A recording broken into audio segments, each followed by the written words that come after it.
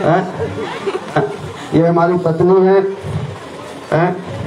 ये डॉक्टर संतोष सिंह लोधी जी राट से हैं, अस्पताल है इनका बहुत बड़ा, ब्रजरानी हॉस्पिटल।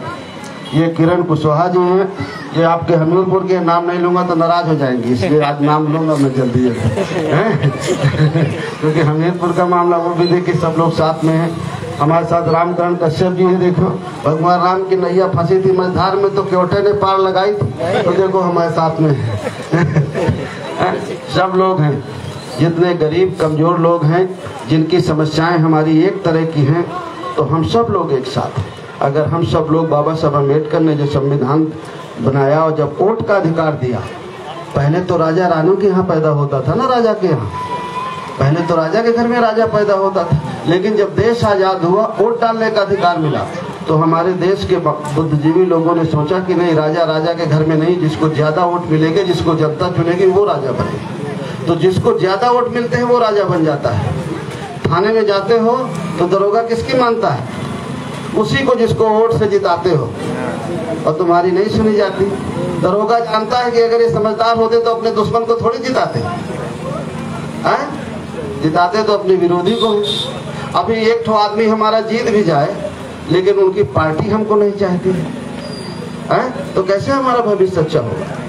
तो हम ये कहने के लिए आए हैं कि अगर हमें अपने बच्चों का भविष्य उज्जवल करना है, हम चाहते हैं कि हमारा बेटा पढ़ करके आगे डॉक्टर बने, इंजीनियर बने, तहसीलदार बने, एसडीएम बने, कलेक्टर बने, कप्तान बने, तो जिस वोट से उनको जिता के भेजते हैं, उस वोट को हमें ले करके अपने आदमी को जिता के भेजना होगा, तब हमारी समस्या का समाधान होगा। यही कहने के लिए हम आज आपके बीच में हमारे साथी निकले हैं। मैं 2 शब्द कहूँगा डॉक्टर संतोष जी से कि वो भी थोड़ा 2 शब्द कहें। आप सभी के चरणों में डॉक्टर संतोष सिंह लोधी का नमन वंदन। आपने हमारे राष्ट्रीय अध्यक्ष जी की बात बहुत ध्यान से सुनी है और आप उनका मकसद भी समझ गए, वो आपके से क्यों वार्तालाप कर रहे हैं। तो वोट की ताकत तो हम सब जान गए हैं ना।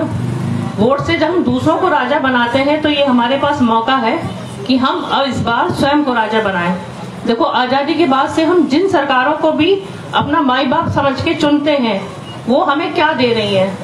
भ्रष्टाचार, अत्याचार और अन्याय, यही तो दे रही है ना।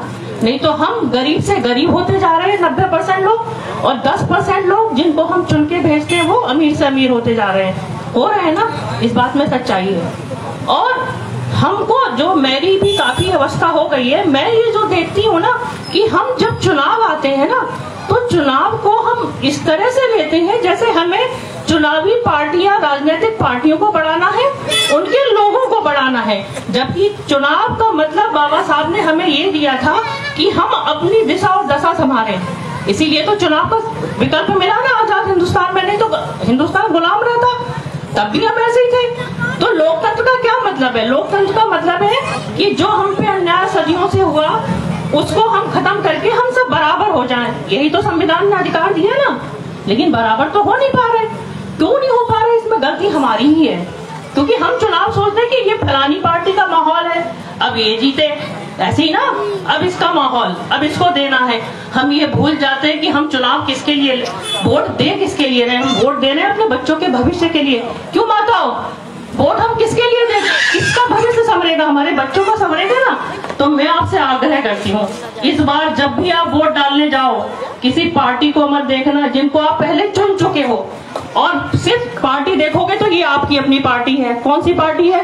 जन अधिकार पार्टी। जोर से बोलिए, जन अधिकार पार्टी। ये आपकी पार्टी क्यों है? क्योंकि ये पार्टी जो ना हमारे राष्ट्रीय अध्यक्ष ने बनाई थी ना, तब उनका सिर्फ एक ही मकसद था, क्योंकि वो भी और मैं भी और हम सब जितने खड़े हैं, हम सब गरीब, शोषित, वंचित और अकलियतों के समाज से पैदा हुए हैं।